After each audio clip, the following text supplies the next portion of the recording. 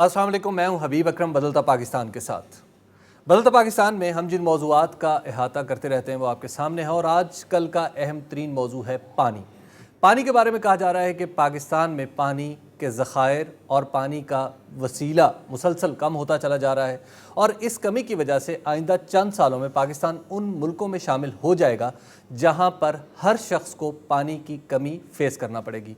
बल्कि सिंध के एक मिनिस्टर ने तो यहाँ तक भी कह दिया कि अगर पानी की कमी की सूरत हाल यहाँ ऐसे ही रही जैसे कि अब है तो शायद आइंदा साल जंगें शुरू हो जाएंगी पानी के ऊपर।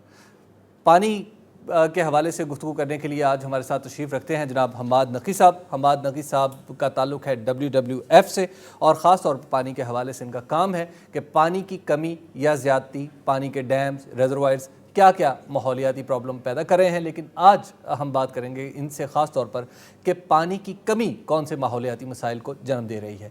उनके साथ तशरीफ़ रखते हैं जनाब इब्राहिम मुगल साहब। इब्राहिम मुगल साहब chairman agri forum Pakistan, agriculture expert हैं और ख़ास तौर पर पानी और ज़राअत का जो बाहमी ताल्लुक़ है और पानी का जो इनपुट की हैसियत है उसके ऊपर इनका काम है। और हमारे साथ तशरीफ़ रखते हैं जनाब हाजी मोहम्मद रमज़ान साहब, सेक्रेटरी इंफॉर्मेशन है पाकिस्तान किसान बोर्ड के। पाकिस्तान किसान बोर्ड काश्तकारों की तंजीम है जो काश्तकारों के मफाद का और तहफ़्फ़ुज़ और मसाइल का हल तलाश करती रहती है। सबसे पहले मैं दरख्वास्त करूँगा जनाब हम्माद नकी साहब से कि हम्माद नकी साहब इस वक्त हमें ये बताइए कि ख़ास तौर पर जो पानी की कमी है वो किस किस्म के माहौलियाती मसाइल को जन्म दे रही है। शुक्रिया हबीब। बिस्मिल्लाहिर्रहमानिर्रहीम। आई थिंक थोड़ा सा मैं बैकग्राउंड इन्फॉर्मेशन भी देना चाहूँगा। आप सबको पता होगा पाकिस्तान एक एरिड कंट्री है, यानी यहाँ पे जो सालाना बारिश होती है वो 250 मिलीमीटर से कम है और हम कुछ सालों से वाटर स्ट्रेस कंट्री थे। यानी अगर आप जो एक इंसान को, एक पाकिस्तानी को जो एक साल में जो पानी अवेलेबल है वो 50s में तकरीबन 5000 क्यूबिक मीटर होता था, आजकल कोई 1200 के करीब है जितनी भी रिसर्च रिपोर्ट्स कह रही हैं। और अगर आप प्रोजेक्शंस देखें, डिमांड देखें तो वो ये अगले कोई 2 सालों में ये 1000 क्यूबिक मीटर या उससे कम पे चला जाएगा। ये बड़ी अलार्मिंग सूरत हाल है कि ये ऐसे मुल्क होते हैं जहाँ पे फ़िज़िकल वाटर स्कर्सिटी होती है और पानी के लिए पानी को तलाश करना पड़ता है। अब इसको आप इसके कॉन्टेक्स्ट को देखें कि पाकिस्तान जैसा मुल्क जिसकी माशियत का दारोमदार ज़राअत पे है, 90% से ज़्यादा जो हमारा फ्रेश वाटर मीठा पानी है वो हम ज़राअत पे इस्तेमाल करते हैं, बाकी जो है वो डोमेस्टिक और इंडस्ट्री के लिए यूज़ होता है। अब ज़राअत की रिक्वायरमेंट किस तरह बढ़ रही हैं, फूड रिक्वायरमेंट, फाइबर रिक्वायरमेंट, मेरे कोलीग इब्राहिम मुगल इस पर ज़्यादा बेहतर रोशनी डालेंगे। लेकिन मैं जिस पॉइंट पे मैं आना चाह रहा हूँ कि जिस हिसाब से हमारी आबादी बढ़ रही है, जिस हिसाब से हमारी पानी की डिमांड बढ़ रही है, पानी की मिकदार वही है। ये एक नुक्ता है जिसको आप लोग जहन में रखें। सेकंड, आप देखें कि जो अवेलेबल पानी है उसके साथ हम कर क्या रहे हैं।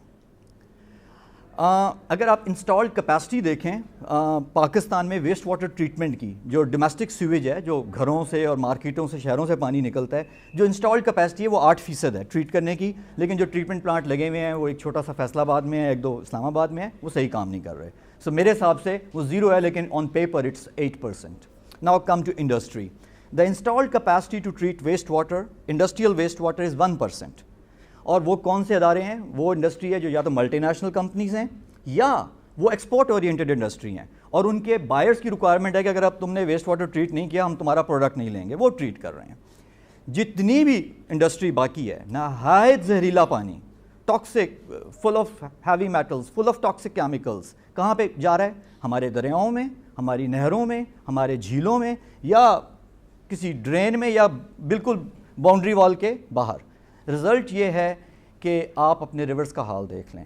1400 क्यूसेक लाहौर का गंदा पानी रावी में जा रहा है। Ravi is one of the most polluted reverse in the world. जितनी भी आप यूनिसेफ की, WHO की रिपोर्ट्स देखें, 40% जो हॉस्पिटल में एडमिशन्स हो रही हैं उनका एक main reason water related disease हैं। आपके 2.5 लाख जो इन्फेंट्स हैं वो हर साल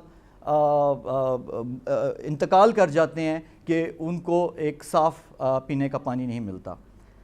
अगर आप देखेंगे सेक्टर कौन सा ग्रो कर रहा है, इंडस्ट्रियल सेक्टर, जो चंद सेक्टर्स जो ग्रो कर रहे हैं उनमें से एक सेक्टर फार्मास्यूटिकल सेक्टर है। और फार्मास्यूटिकल सेक्टर में दवाइयाँ, और आपने एक एक्टिविटी, एक सेक्टर को इग्नोर करके आपने हेल्थ डिपार्टमेंट पे लोड कितना बढ़ा दिया। اور آپ نے اپنی جو اس کا جو ہیلتھ پہ امپیکٹس ہیں اور جو کمیونٹی پہ امپیکٹس ہیں وہ آپ کے سامنے ہیں۔ ابراہیم مغل صاحب، آپ بتائیے گا کہ اس وقت ایگریکلچر کے حوالے سے اگر ہم بات کر لیں تو کہا جا رہا ہے کہ امیجیٹلی بھی ہمیں 30 سے 40% کی کمی درپیش ہے، تو یہ بتائیے کہ مجموعی طور پر ایگریکلچر کس حد تک متاثر ہو رہا ہے اور پروجیکشنز کیا ہیں اس کے متاثر ہونے کی؟ یہ پانی جو ہے پاکستان میں 4-5 سورسز ہیں۔ ایک تو ہم گراؤنڈ واٹر لیتے ہیں، وہ کئی علاقوں میں بریکش ہے، کئی علاقوں میں فٹ فار اریگیشن ہے، لیکن in main areas that is not fit for irrigation.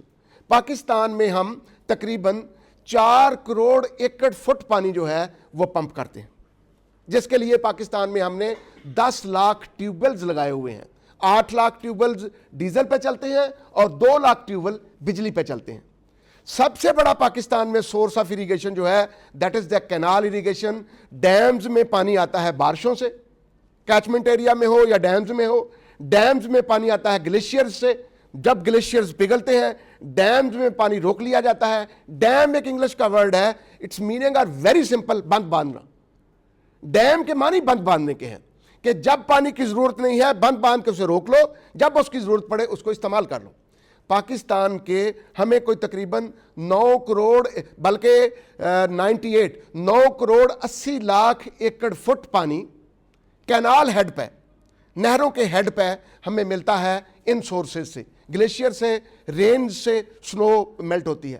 اب جب یہ 9 کروڑ 80 لاکھ ایکڑ میں سے تقریباً 9 کروڑ ایکڑ فٹ پانی جو ہے وہ ہمارے کھیتوں تک پہنچتا ہے، we call it as farm get.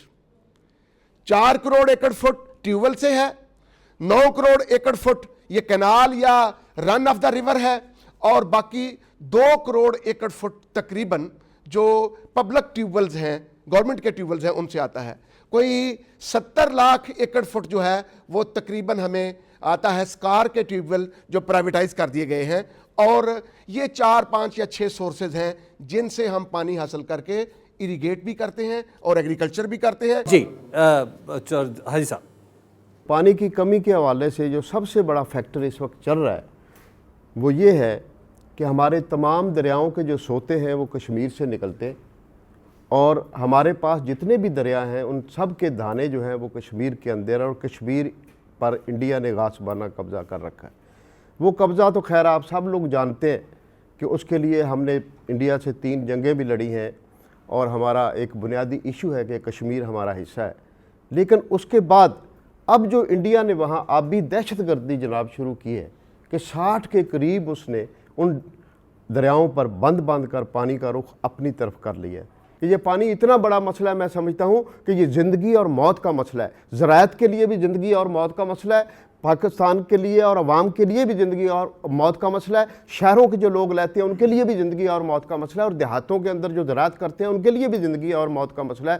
آپ سن کے حیران ہوں گے کہ ایک اور سب سے بڑا مسئلہ یہ ہے کہ سندھ طاس معاہدے کے اندر یہ لکھی گئی تھی بات، کیا لکھی گیا تھا کہ کالا باغ ڈیم اور اس پہ ڈیم بنائے جائیں گے، لیکن 60 سال سے کالا باغ ڈیم پہ ہمارے صوبے آپس میں لڑ رہے ہیں، لوگ آپس میں لڑ رہے ہیں، اور بڑے سے بڑے آمر ہر کام تو کر جاتے ہیں، 60 ججوں کو بھی اندر دے دیتے ہیں اور ان کو پکڑ کے بند کر دیتے ہیں، اور صرف کالا باغ ڈیم کے نعرے لگاتے ہیں۔ کالا باغ ڈیم کسی نے نہیں بلایا۔ میں سمجھتا ہوں کہ سب سے پہلے کالا باغ ڈیم بنانا چاہیے۔ انڈیا کی آبی جارحیت جو ہے اس کو بین الاقوامی فورموں پہ بھی اور قومی اسمبلی کے اندر، صوبائی اسمبلی کے اندر اسے اٹھانا چاہیے، اور ان پختہ کھانوں کی جو بات ہے، جو راستے میں بڑے بڑے چور ہیں، اگر ان کو پکڑا جائے تو پھر انشاءاللہ تعالیٰ پاکستان کے اندر پانی کی کمی پوری ہو سکتی ہے، وگرنہ یہ مصنوعی قسم کے جو لوگ یہ ہماری حکومتیں کام کرتی ہیں، اس سے ہمارے پانی کی اتنی کمی ہوگی کہ ہم بوند بوند پانی کو ترس جائیں۔ وقت ہو گیا ایک بریک کا۔ اس بریک کے بعد اسٹوڈنٹس کے کویشچنس ہوں گے اور ہمارے پینلسٹ کے آنسرز ہوں گے۔ آپ دیکھتے رہیے بدلتا پاکستان۔